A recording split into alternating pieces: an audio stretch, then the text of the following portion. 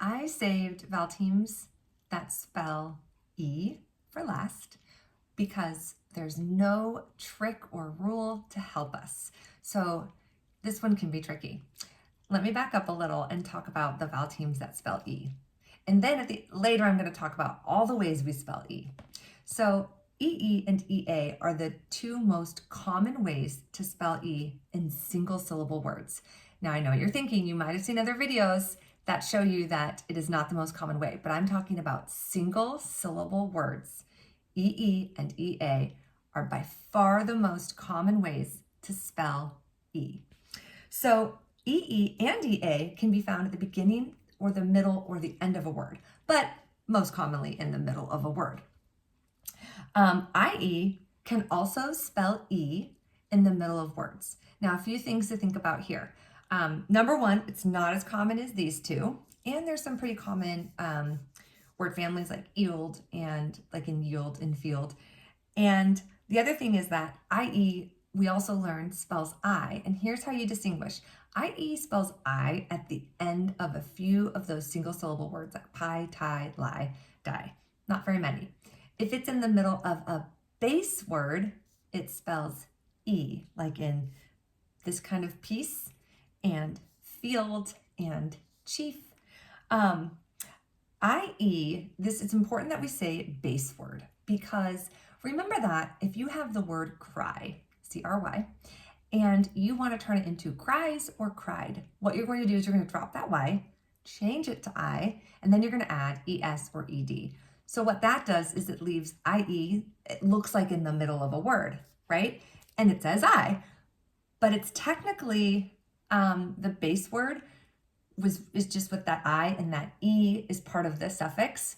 Again, that's complicated for kids to understand, but they can understand if you've been teaching suffixes that in the word cries and tries that says I because it's the base word ended with that I sound, cry. So IE in the middle of a base word, I like to say, it spells E. So for decoding purposes, that can be really helpful to know IE spells E. For spelling purposes, I don't linger too much on IE in the beginning. We definitely practice words with IE to make sure students know how to spell them, but I don't expect them to remember IE early on because these are the two that are the most common. So then you're asking, how do we know which one to use then if they're both so common? And the answer is we don't. So take a look at this new chart that I made. I want you to be able to see it. It shows spellings of EE and EA. And as you can see, they're pretty equal. They both are really, really common. The only thing that can help us is seeing that if you hear eam, it's more likely going to be EA, but the rest, there's just no way to tell. They're both very common and very equal. So what do? Well, here's how we teach. I teach them the same way I teach any other vowel team. I'm just going to introduce the vowel team. I'm going to tell my students what sound it can represent. And now we know later, we're going to find out that this one can represent other sounds, but it most commonly spells E. So we're going to start there. We're going to read and spell lots of words with both of these. Now, I usually spend a day where I'm just doing EE, so we can just focus on spelling and reading words with EE. A day where we're just doing EA, so we can just spell words with EA and not have to worry about which is which. And then we work on reading words with both because that's helpful to be able to practice reading words with both. There's no trick. They can just see EA and read E and E, so that's no problem. It's the spelling that's tricky. So here's how we do it. When we're spelling, if I say a word like spell the word read, we're going to tap it out first, E, D. I'm going to ask them, what vowel sound do you hear? And the sound is E. And then I'm going to say, what are the two most common ways to spell E in a single syllable word? And they're going to say or write, I might have them write it, EA and EE. If you're doing a bigger group, I would have them write it because at the very least you want to see that they know the two most common ways to spell it. So then I'm going to say, spell the word read. Try one of those and see if you can recognize if it looks right, and if not, try the other one. Some kids, that's enough. They can like write both ways and they can be like, oh, it's this one. With the exception, of course, of homophones, which by the way, I still confuse, but A word like read is pretty common. So they've probably read the word read before. So they can often see it and be like, that's the one. I always tell them though, if you're not like, if you don't strongly feel like, oh, I recognize that, that's okay. You want to know the right answer. So you can always ask, and I will always tell you. That's something really important. I'm not just going to be like, sound it out. I'm going to have them use that strategy, but then I'm going to tell them the right answer. I want them to know how to spell it. So I'm going to tell them the correct answer, and then I'll say something like this. So let's say we did the word read. I'm going to write, my students have determined which way to spell it, or I've told them. Either way, they have the word read on the board. Then I'm going to say the sounds, you're going to underline the letters that represent those sounds. So I'm going to say they're going to underline R. I'm going to say E, they're going to underline EA. Then I'm going to say D, and they're going to underline D. So I'm going to say EA spells E in the word read. And then we're going to erase our boards and we're going to write it again. That repetition can be helpful for them.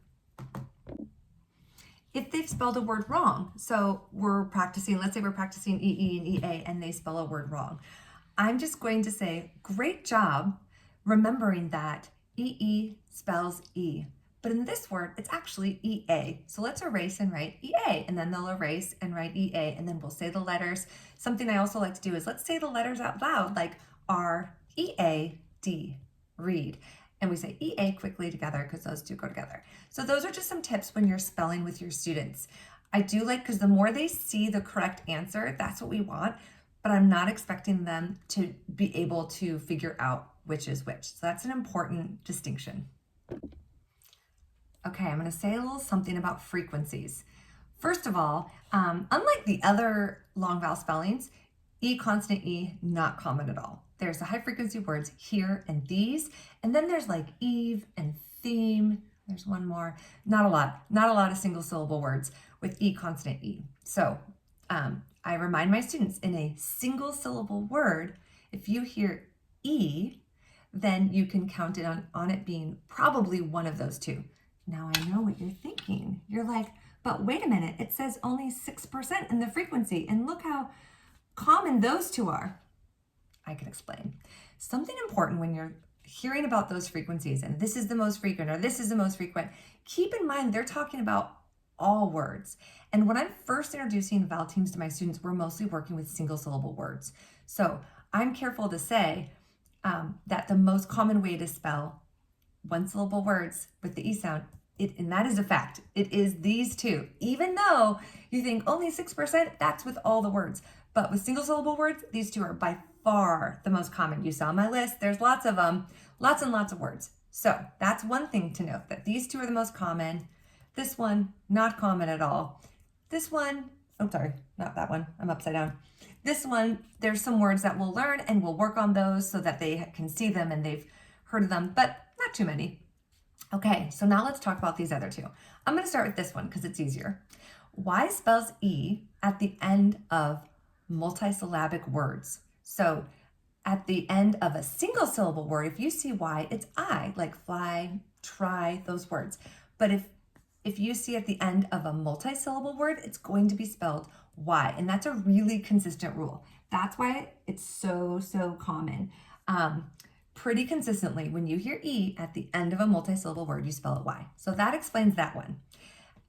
The E, by the time we teach these vowel teams, they have long known of this single syllable words like me, be, he, she. Those are high frequency words. They're open syllables where the E spells E. They already know those by this point. I don't have to worry about those ones usually. What this percentage is so high because it's referring to in multisyllable words. E spells E at the end of a syllable. That's what the open syllable is. So like in the word fever, fever. E, I hear E at the end of a syllable. By far, most commonly, we're just going to spell that with a single E. So when you get into more multisyllabic words, these become less common, and this is how you're going to spell E if you hear it usually in a word. Again, though, if you hear it in the middle of a syllable, it's probably not going to be spelled with just an E because E usually spells E at the end of a syllable. So think about that. And again, Y is going to be at the end of the word, spelling E. So that explains those ones, but let's kind of take a step back and talk about the order in which we teach things. Early on, they learned those single syllable me, he, we, she, right? During our silent E unit, they're going to see E consonant E, but they're going to be like, man, there's only like 4 or 5 of them. Okay. Then during our vowel teams unit, they're going to learn these 2 most common ones, and they're going to be introduced to this one. Then when I'm teaching how to read multisyllable words, they're going to learn about the open syllables in multisyllable words, and they're going to learn about that Y spelling E. Now, let's take a look at EY. Yes, EY spells E in key, but that's the only single syllable word I can think of that's like a common word that we would see that spells E. Then really, we're not going to see it until we're into multisyllable words like monkey and money. That's when I introduce EY. I don't introduce EY in my vowel teams unit early on because I kind of think there's no point. They have plenty of fish to fry with all of these other spellings they have to learn. Why would I throw that one in there if they don't need it until later? So I throw this one in later. I do it during when I'm teaching reading words with multisyllables or multisyllabic words. I always probably say that wrong. Then EI, which, don't get me started. That one I really save, really save, because for one, there's not a ton of single syllable words that go EI. It's really when you get to multisyllable words, and how confusing. We're teaching IE and then EI. Since it's not common with those single syllable words, I wait for this one till way later. So I hope that this super long video was helpful. I hope I made sense. Please ask questions in the comments if something I said didn't sound right or I wasn't clear about something. All right, I hope this was helpful.